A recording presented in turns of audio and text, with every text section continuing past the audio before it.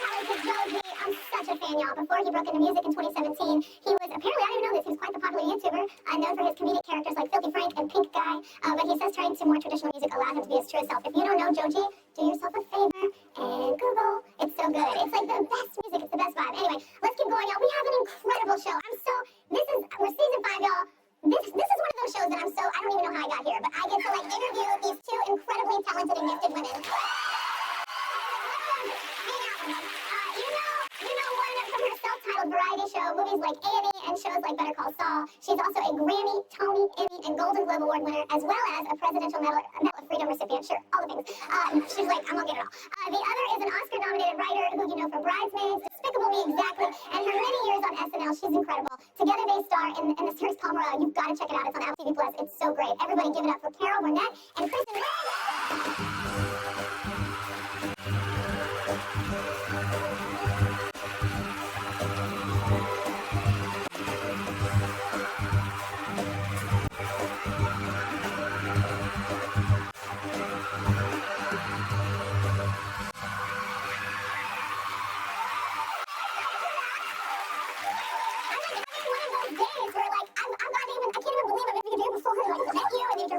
I've never interviewed with her. I'm so excited to meet you. I'm so happy to be here. You two are so great.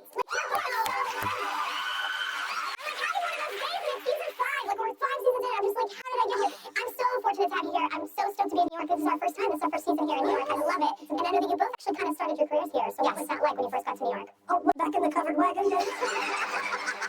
What was it like riding to work on a horse? Well, it was in the 50s when I came here. Yeah. Yeah, and I lived in a boarding house for young women who wanted to be in the theater. Yeah. It was all very proper, and it was called the Rehearsal Club.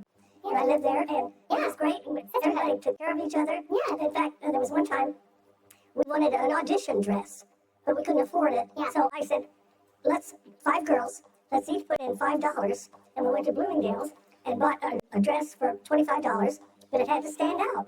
So it was orange.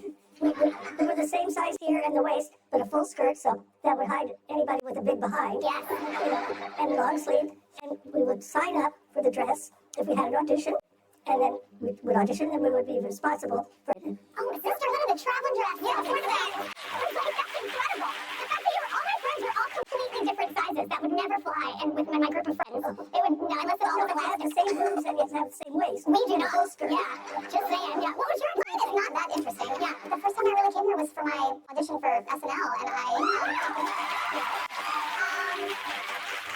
I was terrified, and they said, it had to be 5 minutes, and you can't go over, so I got here, and I bought a stopwatch at the store, and I was like, trying to get my audition right to like 5 minutes, just rehearsing it, and then singing amount of times, and then, yeah, I did it, and then I left like the next day. What did you do? What? I can't remember.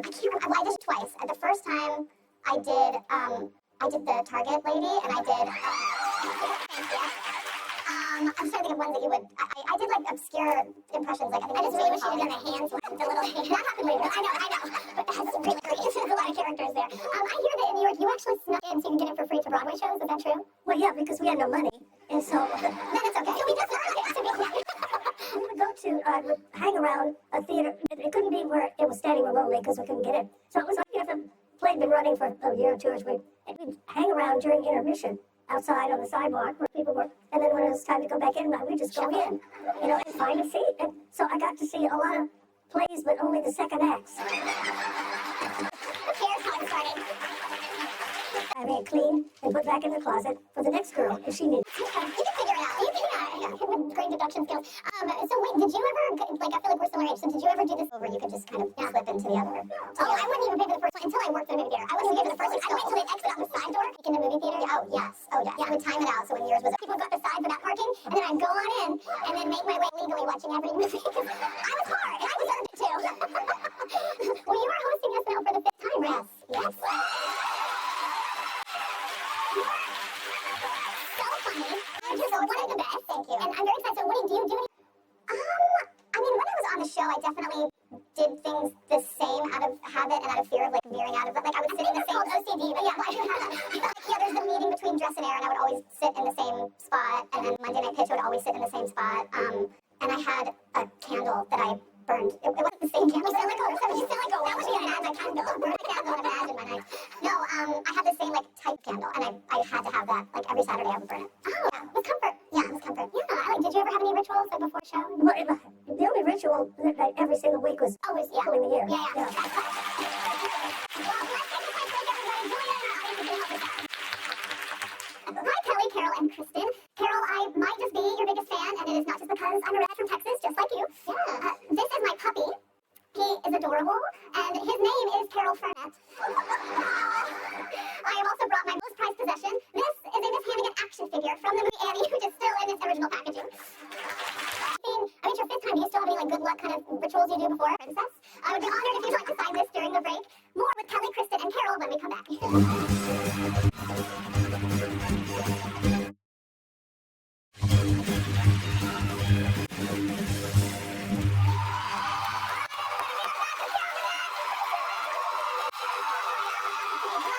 So have y'all met before taping the series? No, we met at the table read. That's right. Yes, and I cried. I think she has that effect because you're so overwhelmed. So she does, and there were other people. Alex Freeberg, our amazing costume designer, she said the same thing. She's like, I just met Carol and I started crying. I said, this is the same thing. And yeah, I just, why are you making people cry too? I guess I'm scary. Well, you're such an overwhelming, like you never thought you'd be able to talk to you or think you're real, like, and you're so nice. And that's the other thing. She's gonna talk about you like you're not here, but she's just a light. Like she really, really, truly is just love. And I think we.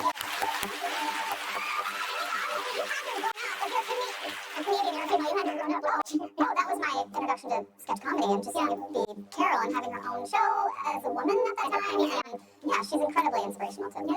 Everyone. We're awesome fans. So what drew you to be a part of Palm Royale? When I heard who was in it, The cast is incredible. when they called me and said, Kristen Wiig, and I went, oh my God, oh wow, Allison Janney, oh my cheap, wow, Laura Dern, oh, Ricky Martin, oh. He's so good. I got to interview him around, and he's so sweet, the nicest guy. But no, just when I heard who was in it, I said, I don't care what you want me to do, I'm in it. Oh, that's great. Then I read the script and I liked it even better. You know, I mean, it was just, I mean, I didn't like it better than you guys, but what I meant was I was thrilled about the script too, you know. Yeah. But I said yes before I knew what I was starting to do. I mean, did you know you were going to be in a coma? Like in the first part? Well, that was I'll nice. get it. And you were just like, hey. Like the first 3 episodes, I think. Yeah. Because my character's in a coma, so Yeah. I get up at 5 o'clock and go to the set, get all made up, get dressed, and then get back in bed. The greatest acting role ever. And I got a paycheck. Yeah, that actually would be hard for me because I don't know if you've noticed, but I don't sit still at all, ever. And that would be hard to not laugh, like especially all the scenes we don't have together was with her eyes closed, and I'm yelling at her and talking to her and stealing from her body. I'm moving her body. Like, can I do this to Carol Fernandez? It's okay. You know, still uncomfortable. I'm just gonna lean in.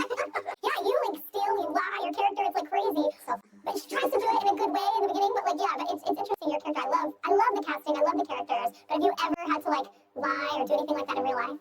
I have a hard time lying, but do you feel bad about it, or are you? I just can't do it. I just feel like I can't. But I will say, in the beginning of my career, there were some enhancements on my resume. I would say that's not lying. That's just being an actor. Everybody that comes in here says they lie. I'm an equestrian. Yes.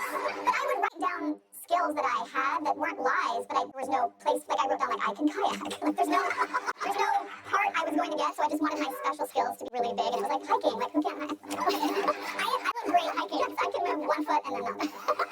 But there's really nothing to put on there, I guess, at first. But as you know, it's funny that actors are always like lying on their resumes at the beginning. Did you ever do that in the very beginning? Say that you could do something but you didn't know? When I was living at the rehearsal club, I got a part-time job at a ladies' tea room as a hat check girl. Yeah. Not too many women check their hats. But there was an oyster bar downstairs where the men would run down, and they could hang their coats on a peg. So I would just stand in front of them, or they'd have to push me down the stairs and say, take your coat, sir, take your coat. And I'd get the coat. And then, you know that little tag in the back that you hang up? I took scissors, and I cut that off. And then I would re-sew it with a different colored thread, so that when the man came back up, I said, here's your coat, sir. Oh, by the way, this was broken, but I fixed it for you.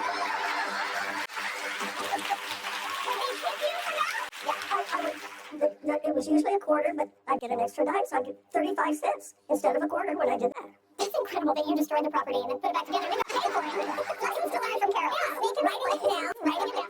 Well, tell us about the show. It's really great. I've read things when I don't want to spoil anything, so tell her. I know it's hard not to spoil because I feel like every episode there's Right. lots of things that come out, but it's about this sort of country club type private club in Palm Beach, 1969. I play someone who's desperately trying to get in with this group, and you kind of learn who she is and why, like, as the series goes on. But initially, I would say her nemesis is Sweet Carol. She plays Norma Delacourt, who's sort of like the mother of all of Palm Beach. She runs the town. Yeah, she has. Yeah. And she has a reason to be upset because you steal from her. So, I mean, I guess. She's really struggling. It's amazing. Well, we need to take a short break, everybody. More with Carol and Kristen after this.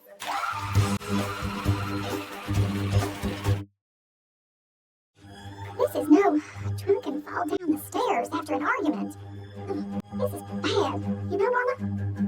Well, yeah. But if I tell him I'm not losing, don't you think? What would you do? Well, I don't see what's there, and then I was in and then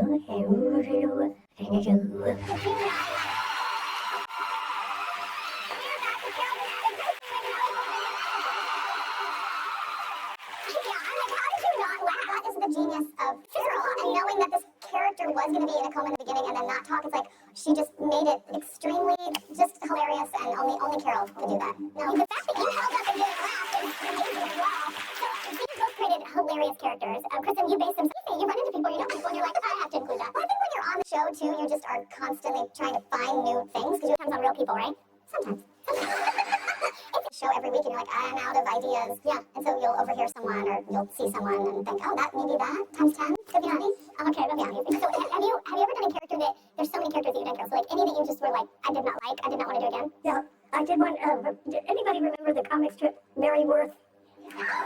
Not too many people. Anyway, she was this elderly lady who was always doing good and going into strange people's homes and helping them out and being wonderful. Well, we thought I would do one called Mary Worthless. But she would be just the opposite. She would go into people's homes where they might be happy, and she'd wind up destroying them. And then I was supposed to say at the end of this sketch, don't be surprised if someday I show up at your home. Well, we did the sketch, and it bombed. It bombed. The audience looked like an oil painting. And so in the end, and we're in the air, and I said, don't be surprised if I don't show up at your home, because I am never doing this character again. Which probably got it on there. With them. But sometimes it's fun when things don't go the way that you think they're going to go because you're with your scene and you can tell the audience is not going to laugh, they don't get it, but you're still in the scene and you just start laughing. So that has had to happen to you on its own many times. Yeah, especially at dress rehearsal. Sometimes you don't see that if it doesn't work, but oh yeah, there's sketches when you go in thinking this was great at the table read, rehearsals were great, and then you get out there and you say the thing and it's just like silent. And you're like, oh my god, we have 3 more minutes of this, and then everyone's laughing, and it's fun, but it's, Well, and then sometimes you don't think it's going to work, and you're surprised when it does. Yeah. No? Yeah, no, you never know. That's even with music and songs. I think that's that way too. And you're like, this is going to be incredible. No. And then the one you're like, this is dumb. Why am I doing this? So you're number one. Yes. Yeah. So you have 2 kiddos. They're pretty young. Yeah. So has being a mom kind of changed your comedy at all? I'm definitely trying hard at home with them because they don't always think I'm funny. But the hardest audience you've ever worked for. I remember one time, my daughter she was eating and she had potatoes and she was like, she was playing with the potatoes and saying it was like a boat or whatever. And she was like, look, and I go, oh, is that a bow-tato? And I thought it was funny. And the way she looked at me, I was like, I'm so terrified. You're never gonna have a sense of, I mean, it's not that funny. But the way she looked at me was just like, just disappointment. No more. Did you feel like motherhood changed your comedy at all? No, I don't think so, but some of my kids were funny. Yeah? Yeah, there was one time, some of my kids. One of them was not. This one time, we were out to dinner at this Italian restaurant, and the youngest was 5 years old, and the 2 were a little bit older. And so I always put the youngest between me and my husband. So now the waiter comes up and said, what would you like? She said, I don't want dinner, please. I'd like my dessert now. And see, you can't have dessert first. You have to have your dinner, and then you get dessert. Then I'm not going to have anything. She doesn't. Now, she's sitting there between her husband and me. And the other 2 are being wonderful. They're eating vegetables, So in the meantime, I see she's looking at me, and when I look back, she looks away. And I know she wants to make up with me, but she's too stubborn. Finally, she looks at her father, and she says, Daddy, I love you very much. And he said, I love you too, dear. And she said, and I also love your wife.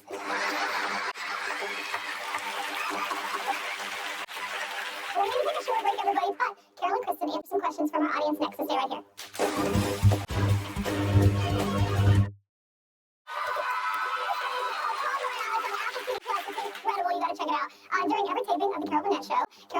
questions from her audience, which she also did the last time that she was on our show. But like, honestly, you can't have Carol on and with a studio audience without doing it. It feels wrong. And now we have Kristen to join us as well while we're doing it. So you're welcome, America, in advance. So who's got the first question? Anybody? Okay. I like it. Hello.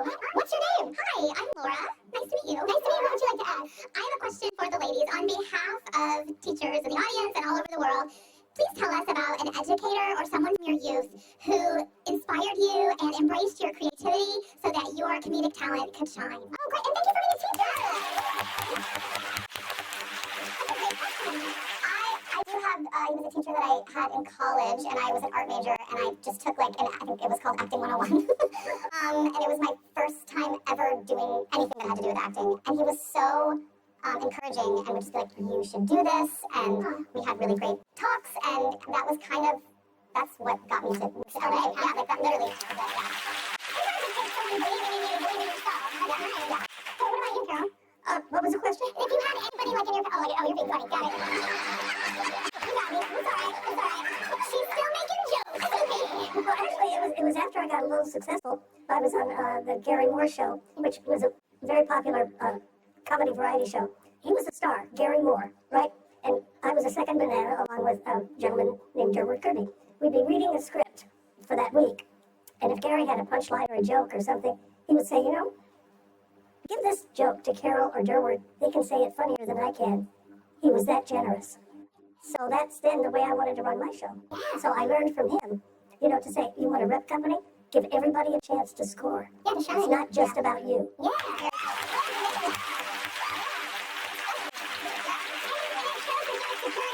Secure what he did. You know, that's Totally secure. Yeah, make your partner look good. Exactly. Yeah, absolutely. Well, thank you. Great question. Thank you. Okay, we got time for one more question. I'm gonna go all the way over here. Here we go, in the black jacket. What's your name? Kate. Hi. Very nice to meet you, ladies. My question is, what is the strangest fan interaction that you have had? Mine was using the restroom. What is it, Woody? What's the strangest fan interaction you've ever had? I've had someone literally come in like while I'm in the stall and just slide paper and pen in there. And I thought, look, I'm just gonna be real, I wasn't just peeing. Like, I just break it down. I was like, there's a situation right now, I'd actually back away, man. Like, I don't know.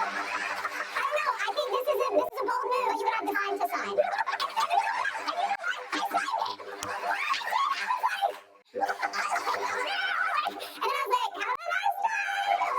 Imagine their side of the story. They're like, I know paper under a stall, and Kelly Clarkson signed it. It didn't say a word. It was so sad but funny. She was just like a slow. I was like, I mean, I didn't even ask a name. I was like, do I ask? I just signed. And yeah, what about y'all? Oh my God, no, someone wanted to take pictures of my feet, but like nothing like that. No, there are people. There's a whole site. I've heard of it. People that are obsessed with just weird parts. Yeah. Feet. Yeah. To each their own. I wouldn't give a weird Same thing in the bathroom. Yeah, I don't know what it is, but I remember I was sitting there and I hear these little feet come in, and it's a little girl, because I could see her little shoes, and everything, you know, and she stopped like that, and she bent and she said, are you Carol Burnett? I mean,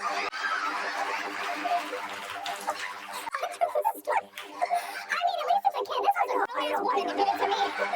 This is like a grown woman, but like a little kid. Be like, oh my God, these people. That's not acceptable. That's unacceptable. At least wait till we're finished. Let us flush. Everybody give it up one more time for Carol Burnett.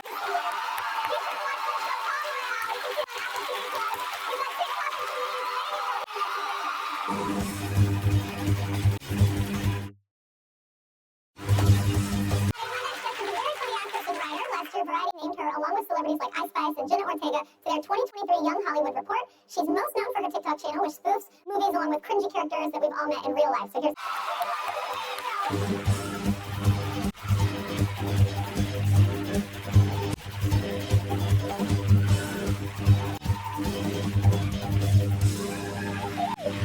You're hilarious. You're so funny. And I heard that you were a celebrity private chef. Yes, I was. I didn't know you were also a chef. Okay, well, I'm not, right? So, you were just talking to Carol and Kristen about lying, and that entire, mini 5-year career of mine was just predicated on lies. Why are you lying? You have to to shop and cook eventually. Well, you know, if you have a smartphone, you just sort of run to the bathroom and you Google how to braise a pork chop, and then you do it live. Just do it live. But I was, you know, I like made these little flyers like on Photoshop, and I would just Google, you know, like catered food, and be like, looks like I made that. And then that was on the front of the flyer, and then on the back of the flyer was a massive headshot. I was just like, you know, it's Los Angeles. Everything's an audition. Did you ever like have to cook for someone and they didn't like your food? Oh my God, of course. My first big client was Stanley, like Marvel's Stanley. It was absolutely wild because my you know little flyer ended up in his doctor's mailbox. And by the way, putting your flyers into somebody else's mailbox is illegal. And the time has passed, right? So a patient who is, you know, he's going strong, but we need somebody to come in and cook him like really healthy, plant-based vegan food, and that at the time was kind of the brand of my business. And I was like, I got it, you know. And so I start cooking for him, and he just hates everything that I'm making. I'm making like, you know, red lentil dal with brown rice, and he's like, I want Clams Casino and a box of cigars. And I'm like, I don't have that, but I have tofu if you're interested. But he didn't like it, and then I got like one final chance to try to like make him something, you know, that was like, vegan, but also kind of scratched like the old school Hollywood. So I made him a shepherd's pie, and instead of using like ground lamb and all the good stuff, I used lentils. And I make it for him, and I leave it for him for dinner, and I come back the next day, and the first thing I see is the shepherd's pie in the trash with just a finger scoop taken out of it. And then I got fired that day. Oh my God. You're so funny. How would you describe your channel to people that haven't seen it yet? You know, I make videos about things that I think are a little bit annoying, and you know, when you see somebody, you're out to dinner with somebody, and you know, they just say one little thing, and like a catchphrase, or your internal monologue starts going, and you're like, God, why is that so annoying? Why is that? But it's also making me laugh so much, and how can I expand on it, and then just make it more extreme, and then bring it into something else. You are hilarious. You can see more of Delaney's work on her TikTok channel ever. Bless you. Okay, nice. Yeah. We've got a performance from one of the biggest K-pop groups in the world coming up next. We'll be right back.